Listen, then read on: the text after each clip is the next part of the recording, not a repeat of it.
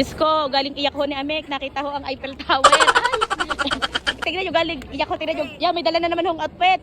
May dala na naman outfit. Nagpapalit na naman ho galing. Ari na nga mga katumbe, ako ho ay bakasyon pa. Ay di are, sinama ko ang pinsan ko din sa Eiffel Tower para naman ho makagala-gala at makita niya kung gaano kaganda ang Paris. Ay di hindi naman ho marunong mag-post-post. Ay di tinuturoan ko pa kung paano. Garne ang paa mo yun doon sa likod. Pero ang ginawa ko sa akin, ginawa kong katulong. Tingnan nyo, ginawa ko sampayan. Basta lang makapag-picture ang aking pinsan ni ayos lang ho.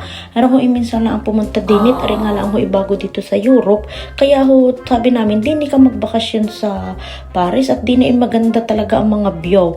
Naku po, akalain ko gaho na ang aking pinsan ay makakarating din sa Europe. Ay talaga namang hindi ko rin masukat akalain na kami din ay mabubong magpipinsan. Napakapalad talaga ho namin din eh. At kami nagpapasalamat sa Panginoon Diyos siya. Mamaya na tayo magkwento. So, ari na nga ho.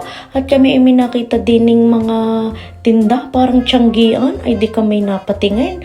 Ay kami mga gutom na. Pero ang totoo, kakakain lang talaga namin sa bahay. Ay pagkarnay naman ang mga pagkain na makikita ninyo. Ay di ka kayo magugutom. Tapos kami nakakita pa ng malaking Nutella. Ay parang pampamilya pang sports pa. Ay di ari bumili kami. Amin tinikman. Ang sarap pala na ray. Ay napakayamay. 10 euro dun eh. Galing mahal yan. Tapos pagpasok ko ninyo ay puro pagkain. Ay talaga naman kami gutom na gutom. Abay ang sarap din ho pag kayo lakad ng lakad. Tapos tingin kayo ng tingin. Mahal naman. Pero dahil nga ho, gusto rin naman namin, kami rin naman ho inabili kahit ho mahal. Abay din na rin naman kami naka-stay sa Paris. Abay, hindi nga ang pera ko hindi gagastos. Hindi gahaw. Ay! So, ari na nga ho, kami nga ho naghanap ng mas masarap na kainan din na. Ay di ari ho ang aming nagustuhan. Ari nga pala nagkakahalagang 20 euro. Meron din naman ho mga mura-mura. May 14. Depende ho sa pipiliin ninyong pagkain. Aba, ay kami naman ho nagsalo-salot, naghati-hati na laang. At sabi nga ho namin ay sa bahay na lang tayo kakain na mas masarap. Ito kayo magluluto na laang. Ay di aray, nagsalo-salo ko kami. Tingnan nyo, 2 order. Nilibre ko na lang sila. At ugaling ko ripot naman ho ng aking kapatid. Kaya ako na lang ho ng libre, charot. So, gusto ko lang talaga man libre. So, aray, nakakita kami ng nougat, ay libre. Ay, nabay kami damputan lahat. Abay, ugaling sarap ho din ng nougat. At pagkalalaki pa.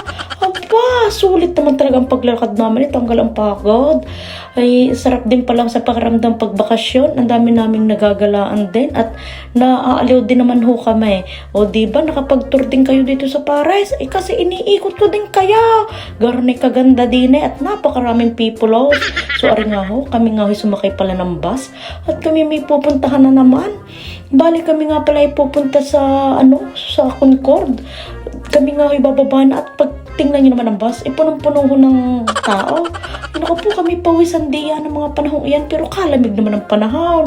Ay talagang siksikan ho at kami nasa unahan. Ay di ari, nagpapalit na naman si Amik ng suot. Diyos ko ra. Tingnan nyo din ay, kayo magdadala maraming outfit at sa tabi-tabi na lang ang magpapalit. Gayon! Tapos ari nga ho, ang ganda ng view, napakalawak. Abay, kami naglakad-lakad. Ay di ari, naaaliw nga ho kami sa paglalakad di bebe.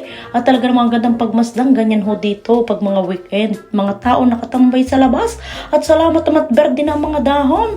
Grabe, naglakad yata kami ng 20 minutes. Dahil nga lang dine, makita lang ang pyramid. Diyos ko, umali idea si Amek. Talaga nagmo-model-model pa pagkaganda ng aking pinsan.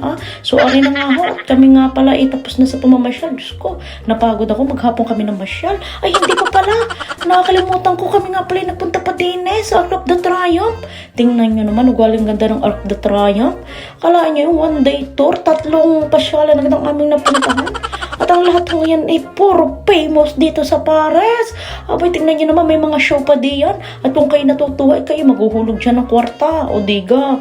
Tapos, arin na naman ho si Amik. Abay, tutumodel na naman. Basta kami ho ay masaya at kami magpipinsan sama na rin din sa Europe. So, gayon lang ho. Marami din tayong natutulungan awa ng Diyos. So, ari nga ho, kami nga pala pauwi na. Dahil kami nga ho ay napagod na. Pagka-uwi ko nga ako ay naghanda na agad ang aming kakainin.